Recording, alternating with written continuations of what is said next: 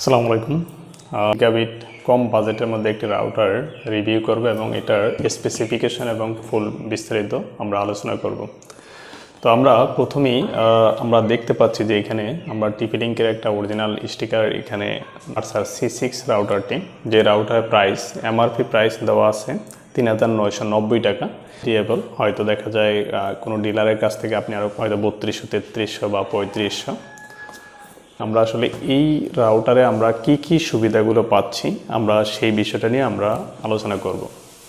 আমরা প্রথমেই দেখতে পাচ্ছি যে AC 1200 মেশ ওয়াইফাই রাউটার, যেটা হলো ফুল gigabit multi user multi input multi output router.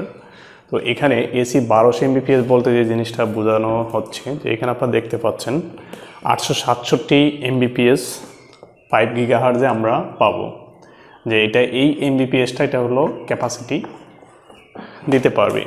এরপরে দেখা যাচ্ছে প্লাস 400 Mbps 2.4 GHz। আমি অনেক ভিডিওতে আমি আপনাদেরকে দেখিয়েছি যে 2.4 GHz এবং 5 GHz এর মধ্যে পার্থক্য এবং দুইটার কাজ কি। এরপরে অ্যাডভান্স সিকিউরিটি উইথ WPA3।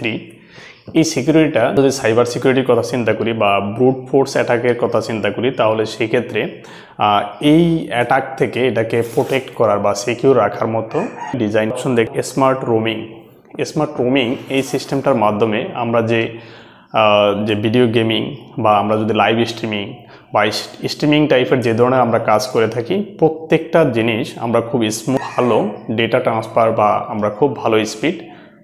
এখানে যদি আমরা ফিচার্সগুলো যদি দেখতে চাই, one mesh flexible create a whole room wifi, এই জিনিসটা বোঝানো হচ্ছে যে আমরা যখন বিভিন্ন দেওয়ালের কারণে আমরা দেখা যায় অনেক সময় প্রত্যেকটা রুমে সঠিকভাবে আমরা সিগন্যাল বা আমরা স্পিডটা পাই না, তাহলে সেক্ষেত্রে এটার মাধ্যমে প্রত্যেকটা রুমে সেই স্পিড এবং রেঞ্জ পাওয়া পসিবল। এরপরে ওয়াইফাই ডেড জোন কিলারের মাধ্যমে যে জিনিসটা বোঝানো হচ্ছে যে আমরা কিছুক্ষণ আগে বলেছি যে দেখা যায় আমাদের দেওয়াল ভেদ করে সিগন্যাল যাওয়ার মতো ক্ষমতা অন্যান্য নর্মাল রাউটারগুলোতে থাকে না, কিন্তু এই রাউটারে আপনি দেওয়াল ভেদ করে এবং যে প্রত্যেকটা রুমে আপনি সঠিকভাবে আপনি স্পিড সিগন্যাল সেটা স্মুথলি আপনি পাবেন।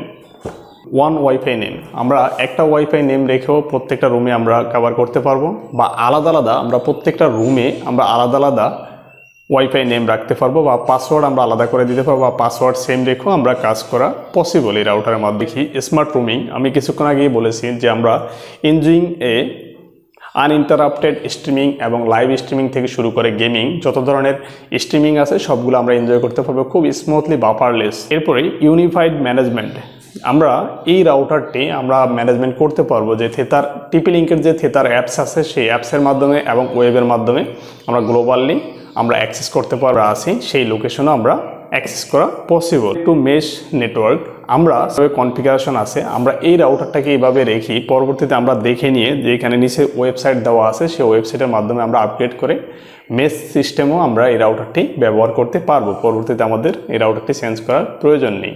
Multi user multi input multi output, যে এটার আসলে সুবিধাটা কি?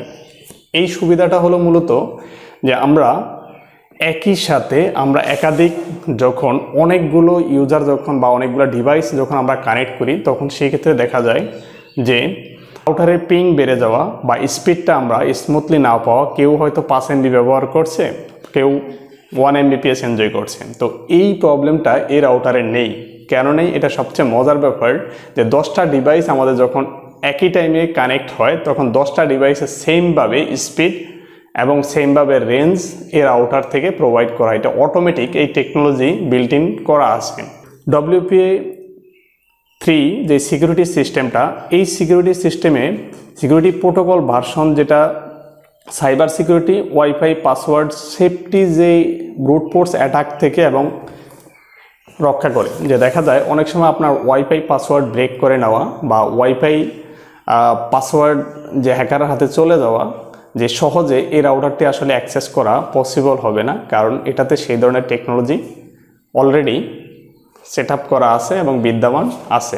এরপরে যদি আমরা এখানে যদি দেখতে চাই যে গিগাবাইট, যেটা আমাদের ইন্টারনেটের যে মেইন পোর্টটা ওয়ান পোর্ট, সেখানে একটা গিগাবাইট পোর্ট যেটা হলো ট্রান্সফার রেট 1 Gbps পর্যন্ত হবে।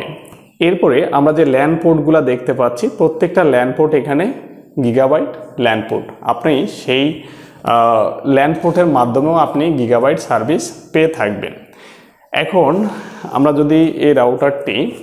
আমরা রাউটারটি আনবক্সিং করে দেখব যে রাউটারের ভিতরে আমরা কি কি পাচ্ছি আর রাউটারটি দেখতে কীরকম।